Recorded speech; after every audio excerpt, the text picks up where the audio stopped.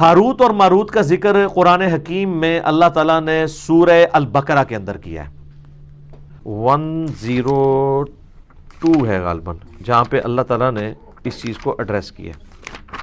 اعوذ باللہ من الشیطان الرجیم، بسم اللہ الرحمن الرحیم۔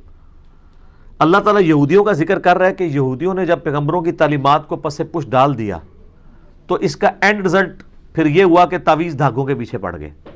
جب آپ وحی کی تعلیم کو پس پش ڈالتے ہیں نا، پھر جادوگروں کی تعلیمات جو شیاطین ان کو سکھاتے ہیں، کیونکہ ظاہر ہے روحانی علم کے مقابلے پہ شیطانی علم ہے، تو وہ پھر رواج پکڑتا ہے۔ اعوذ باللہ من الشیطان الرجیم۔ وَاتَّبَعُوا مَا تَتْلُو الشَّيَاطِينُ عَلَى مُلْكِ سُلَيْمَانَ، اور سلیمان علیہ السلام کے دور حکومت کے اندر لوگوں نے پیروی شروع کر دی شیاطین کی اوپر جو چیزیں نازل ہوتی تھیں، جادوگری۔ وَمَا كَفَرَ سُلَيْمَانَ، سلیمان نے کبھی کفر نہیں کیا۔ ہائے ہائے ہائے، سلیمان جادوگر نہیں تھا، وہ اللہ کا پیغمبر تھا۔ وَلَٰكِنَّ الشَّيَاطِينَ كَفَرُوا، بلکہ شیطانوں نے کفر کیا۔ يُعَلِّمُونَ النَّاسَ السِّحْرَ، وہ لوگوں کو جادو سکھاتے تھے۔ وَمَا أُنزِلَ عَلَى الْمَلَكَيْنِ بِبَابِلَ هَارُوتَ وَمَارُوتَ، اور جو ہم نے نازل کیا تھا بابل شہر میں، بیبلونیا میں، ہاروت اور ماروت دو فرشتوں کے اوپر، وہ بھی ایک علم تھا جو لوگوں کی آزمائش کے لیے تھا، ایک جادو کا علم، ایک وہ علم۔ کیونکہ اللہ تعالیٰ نے کہا کہ سلیمان علیہ السلام چلے گئے ہیں، تو اب ذرا چیک تو کیا جائے نا کہ ان کے پکے مخلص ساتھی کون سے ہیں۔ کئی لوگ تو وہیں پہ ہی ختم ہو گئے نا، جب وہ کتابیں نکلی تو وہ سفلی علوم کے اندر پڑ گئے۔ جو باقی بچے تھے اللہ نے کہا ان کو بھی میں ذرا آزماؤں گا۔ سر اللہ چیک تو کرتا ہے نا کہ نبی کے جانے کے بعد انہوں نے کوئی تعلیمات چھوڑ تو نہیں دی۔ تو اللہ تعالیٰ نے دو فرشتے وہاں بھیج دیے جو لوگوں کو ایسا علم سکھاتے تھے جس کے ذریعے میاں بیوی میں جدائی ڈال دی جائے۔ اب یہ بعض لوگ کہتے ہیں نہیں جی فرشتے اس طرح کا برا علم کیسے سکھا سکتے ہیں؟ وہ یار قرآن میں لکھا ہے کہ وہ آزمائش کے لیے تھا، اور اللہ تعالیٰ نے، شیطان کو کس نے پیدا کیا؟ اللہ نے آزمائش کے لیے پیدا کیا ہے نا، ٹھیک ہے نا۔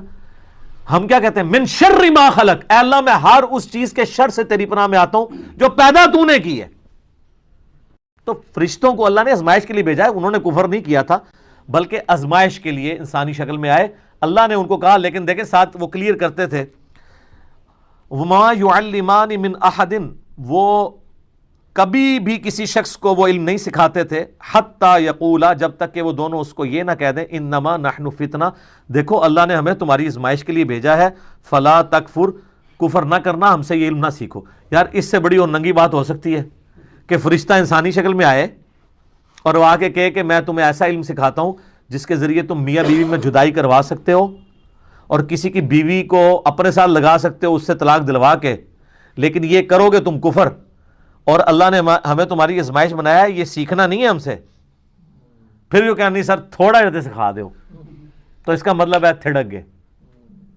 اور ایک طرف ہمارے نبی کے صحاب ہیں، نبی صاحب دنیا سے چلے گئے ہیں، کتنے قبائل مرتد ہو گئے ہیں،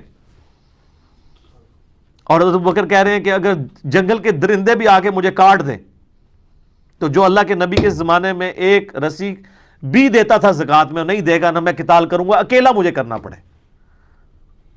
ہزاروں لوگ مرتد ہو گئے ہیں، اور صحابہ کے کانفیڈنس نے اتنی کم مین پاور کے ساتھ رومن اور پرشین امپائر اکھاڑ کے رکھ دی ہے۔ ایک یہ سلیمان علیہ السلام کے ساتھی ہیں کہ دنیا سے گئے ہیں تو کس کام میں پڑ گئے۔ اتنی واضح بات سننے کے بعد جب فرشتے ان کو کہہ رہے ہیں کہ دیکھو اللہ نے تمہیں آزمائش بنایا ہے، ہمیں تمہارے لیے آزمائش بنایا ہے، ہم سے نہ سیکھو۔ فَيَتَعَلَّمُونَ مِنْهُمَا مَا يُفَرِّقُونَ بِهِ بَيْنَ الْمَرْءِ وَزَوْجِهِ، اور وہ ان کو سکھاتے تھے ایسا علم جس کے ذریعے میاں بیوی میں جدائی ڈلوا دیں۔ وَمَا هُمْ بِضَارِّينَ بِهِ مِنْ أَحَدٍ إِلَّا بِإِذْنِ اللَّهِ، اور وہ کسی کو نقصان نہیں پہنچا سکتا تھا وہ علم، ہاں مگر اللہ چاہے، یعنی جو اللہ کی پناہ میں آتا ہے، جو اذکار کرتا ہے، سارے جادوگر مل کے کچھ کر لیں۔ نبی علیہ السلام پہ بھی جادو ایک دفعہ ہوا ہے جب معوذتین نازل ہوئی ہیں، اس کے بعد کبھی کسی صحابی پہ جادو ہوا ہے؟ حضرت عمر نے پوری دنیا تل پٹ کر دی ہے، سارے جادوگر یروشلم میں بیٹھے تھے، کرتے نا حضرت عمر پہ جادو، بچا لیتے اپنی سلطنتیں؟ نہیں، جب اذکار آ گئے تو پھر جادوؤں کے کام ہے۔ وَيَتَعَلَّمُونَ مَا يَضُرُّهُمْ وَلَا يَنْفَعُهُمْ، اور وہ ایسا علم سیکھتے تھے جو ان کو نقصان ہی پہنچاتا تھا، نفع کو نہیں دیتا تھا. وَلَقَدْ عَلِمُوا لَمَنِ اشْتَرَاهُ مَا لَهُ فِي الْآخِرَةِ مِنْ خَلَاقٍ، اور بے شک ان کو وہ خوب تھا، علم تھا اس بات کا کہ وہ اس چیز کے خریدار ہو رہے ہیں کہ اس کے بدلے آخرت میں ان کو کچھ نہیں ملنے والا. وَلَبِئْسَ مَا شَرَوْا بِهِ أَنفُسَهُمْ، کیا ہی برا سودا انہوں نے خریدا اپنی جانیں بیچ کے. لَوْ كَانُوا يَعْلَمُونَ، کیا وہ کاش وہ جان لیتے کہ انہوں نے اپنی آخرت برباد کر دی اس علم کے ذریعے. تو یہ تو سر صحیح مسلم میں بھی حدیث ہے نا کہ شیطان کا تخت پانیوں پہ ہے، عین ممکن ہے برمودا ٹرائنگل پہ لگا ہو. شام کے وقت سارے اس کے کارندے اس کو کارگزاری سناتے ہیں، آج میں نے فلاں شخص سے فلاں گناہ کرایا، فلاں سے فلاں کرایا، فلاں سے فلاں کروایا. کوئی امپریس نہیں ہوتا. ایک اس کا شاگرد آ کہتا ہے میں نے آج میاں بیوی کے درمیان جدائی کروا دی ہے. وہ اس کو گلے لگا کے ملتا ہے، وہ بھائی تو صحیح کام کیتا ہے، کیونکہ تمدن کی جڑ ہی کٹ جائے گی جب میاں بیوی علیحدہ ہوں گے، اولاد بھی ختم، مینٹل ماڈلز بدل گئے، معاشرے کے لیے ناسور بن جائیں گے. تو یہ فتنہ شیاطین والا ہے. قرآن میں بھی آیا کہ میاں بیوی میں جدائی، اور یہاں پہ بھی میاں بیوی میں جدائی شیطان ڈلوا کے خوش ہوتا ہے. تو وہ کہتے ہیں ہاروت اور ماروت جو ہے نا، یہ وہ ہے جو احادیث میں لکھا ہوا ہے مضبوط روایتوں کے اندر.